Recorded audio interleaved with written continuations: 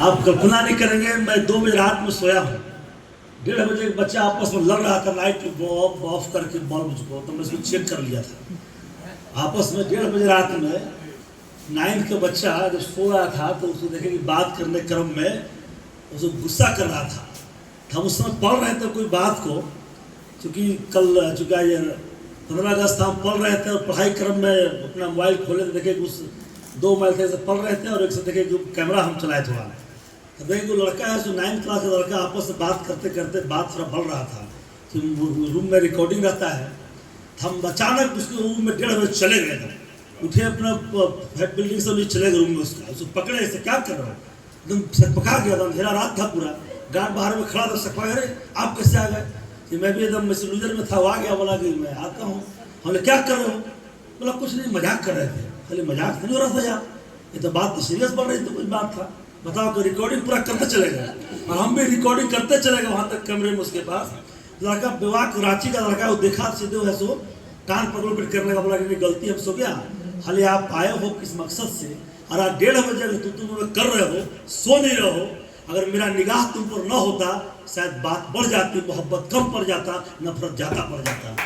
इसीलिए ये जो समय है जिंदगी की बात सर ने किया, इसीलिए मैं होश में हूँ, ताकि 2007 सर ने बात उठाई है और मेरे पिताजी का संस्कार है। पिताजी बोले थे कि बेटा कुछ भी हो जाए दुनिया में जमीन को पकड़ के रखना, तब तेरा जमीन हमेशा जिंदा रहेगा, कि बात को ख्याल रखना, जमीन छोड़ दिया उसका जमीन बढ़ जाएगा, याद रखना।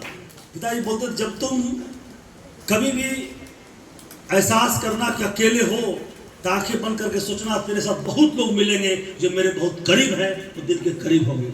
और सभी लोग, चाहे हमारे जितने शंकर सर हो, तमाम सर, अजहर सर हो, सभी लोगों ने, जब परिस्थितियाँ विपरीत थी हमारी, जब कोई दूर तक रोशनी नहीं था, तो लोग खड़ा होकर इतना बोले कि आगे बढ़ो हम तुम्हारे साथ हैं, आगे बढ़ो हम तुम्हारे साथ हैं। हौसला जो है एक नादान सा व्यक्ति को, अनाथ व्यक्ति को बहुत दूर तक लेने का साहस प्रदान किया। ये भी एक साहित्य का मोहब्बत प्रेम है, इसको बोलते हैं। तो मुझे ऐसा लगा कि आज जो सर ने, जो अजहर सर ने कहा, या तमाम जो साहित्यकार, लेखक, कवि, आज ऐतिहासिक दिन पर जो यह आज जो अदबी संसार, जो खासकर अदबी संसार का जो कार्यक्रम हमारे अजहर साहब ने हमें 15 दिन पहले बात बोले थे, मैंने बिना सोचे ही बोल दिया था रखना चाहिए। मैं सोचता लेट होगा, सोचता लेट हो जाएगा, इतना समय चलेगा, हम देखा घंटा चलेगा, मान लीजिए इतना समय चलेगा। इससे मुझे और सीखने को मिला कि बिल्कुल आज का दिन रखने का मकसद क्या है सर था। आज का दिन इतना व्यस्त आदमी रहता है, 3-4 जगह ठंडा तोड़ करना था, मैं सिर्फ कपड़ा बदला, भोजन भी नहीं किया, जो नाश्ता भी करते में रह गया था, भोजन नहीं किया। मैं सोच चलो देखता हूँ बैठेंगे, तो बैठे रह गए, क्योंकि मोहब्बत था कहीं कहीं।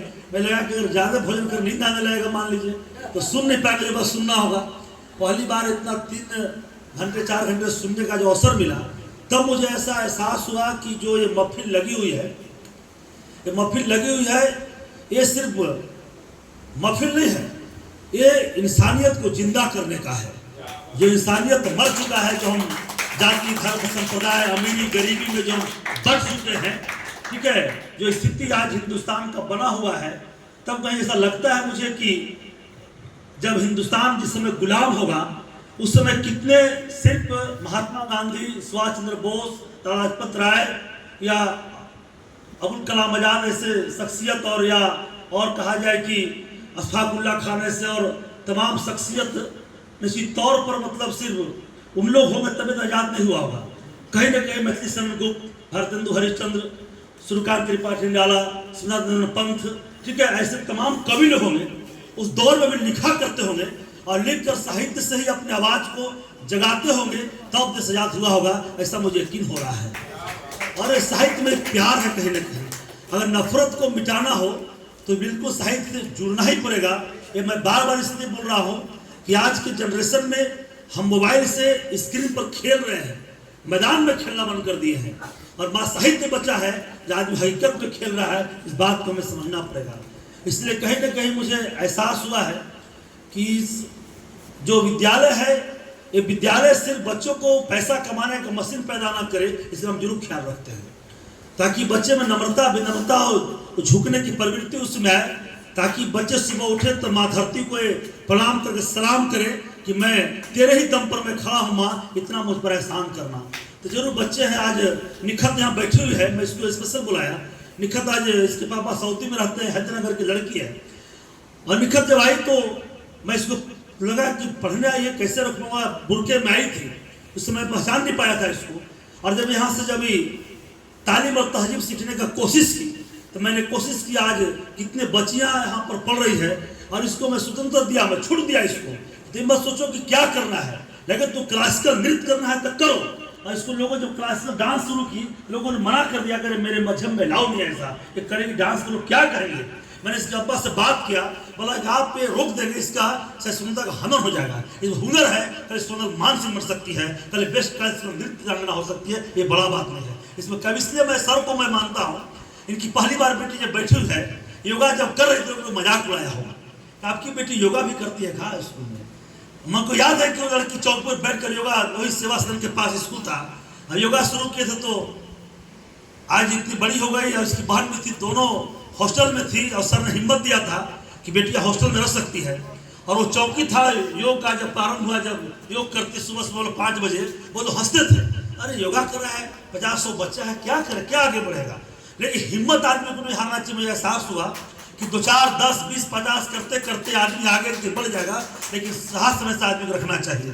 तो मैं समझ गया कि एक ऐसा स्कूल, एक पाठशाला है, जैसे तरह से क्रिकेट का मैदान हो या फुटबॉल का मैदान हो, और वो जाति धर्म से कि बच्चा खेलेगा कभी इंडिया को गोल नहीं दे पाएगा, ये बात याद रखिएगा, ठीक है।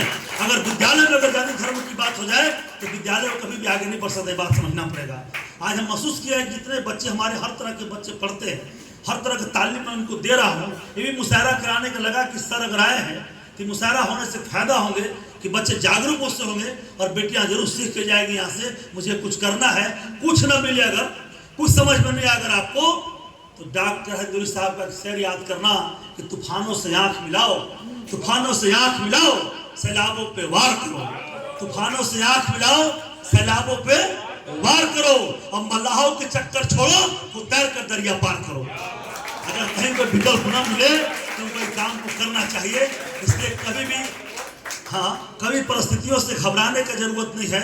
इसलिए कि मैं उस संकट दौर से गुजरा हूँ और मैं हमेशा रात सोने समय कहता हूँ, हे खुदा है ईश्वर प्रभु, थोड़ा मुझको तकलीफ देते रहना। मैं बच्चों से बोलता हूँ, तकलीफ देते ताकि जमीन में पकड़ सकूँ। ऐसा सारा सुख के चादर में डाल देना मुझे, तो अहंकार हो जाए, कहीं बदलाव आ जाए मेरे अंदर। वैसे मैं सोचता ही बार मैं सोच के सोता हूँ। इसलिए रात में जब से हॉस्टल शुरू किया, मैं कभी 2 बजे पहले सोया नहीं। मैं 2-3 घंटे रात में सोया। बच्चों से पूछिए, कभी सुबह 5 बजे में जगाता है हमें कि जग जाओ, सुबह कार्यक्रम शुरू होने वाला है। फिर 8 बजे सोता हूँ, 10 बजे फिर उठता हूँ सोकर। मैंने 5 घंटे का नींद पूरा करता हूँ, इसलिए कि मुझे जिम्मेदारी मिली है। अगर आज मैं बेईमानी कर दिया, देश साधन में चलाएगा, मुझको विश्वास है। जो काम हमें गार्जियन ने सौंपा है, इस काम को मुझे करना चाहिए। इसलिए आज 2 पर्वों को मैं बहुत मानता हूँ। हो सकता है कोई पर्व हमें आपस में थोड़ा मतभेद पैदा कर दे, मनभेद पैदा कर दे कि मेरा पर्व है, लेकिन 2 पर्व हिंदुस्तान में ऐसा है कि गणतंत्र स्वतंत्रता दिवस, जो कभी आपस में मतभेद पैदा नहीं करेगा, मनभेद पैदा नहीं करेगा, नफरत को मिटाकर मोहब्बत पैदा करेगा। ये बात हमको सीखने का चाहिए, ये बात हमने सीखने का चाहिए। 2 ही पर्व ऐसा है जहाँ सारे लोग तिरंगे के सामने सर झुकाते हैं, जब कितना बड़ा हस्ती क्यों न हो, उसको झुकना ही पड़ेगा। ये बात हमें समझना पड़ेगा।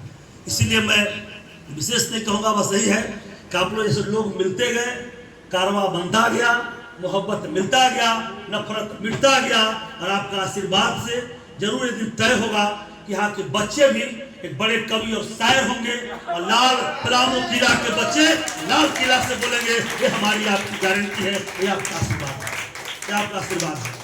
इसलिए हम सब इसको मिलकर किसी न किसी रूप से सींचे। आप लोग हैं, ये शहर हम सब का है, और निश्चित पलामू एक ऐसा जगह है, मैं देख रहा हूँ सारे लोग जो साहित्यकारों का, जो विद्वानों का समागम है, ये समागम बहुत कुछ सिखलाता है, ठीक है, बहुत कुछ सिखलाता है। और ये सीखने की जरूरत है, ठीक है, कि हम सब कैसे आगे बढ़ेंगे।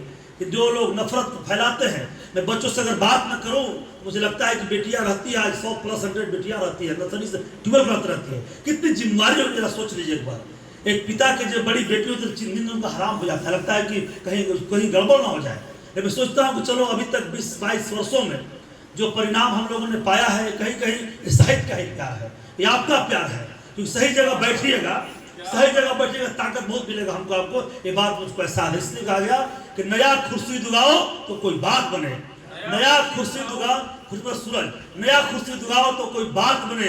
अरे वक्त की सांचे में ढलना तो सबको आता है मेरे दोस्त, कभी वक्त को सांचे में ढालो तो कोई बात बने। इसलिए आप लोगों ने वक्त को सांचे में ढाला है तो हम सबके लिए बड़ी बात है। लेकिन हम सब मिलकर इसको पलामू को नया आयाम देंगे और विश्वास है हम सब थोड़ी 10 कदम बढ़ा चुके हैं, आगे और बढ़ता चला जाएगा। नफरत करने वाले टूट जाएंगे, मोहब्बत करने वाले आगे बढ़ जाएंगे। इस सबको मेरा प्रणाम। जय हिंद, जोहार।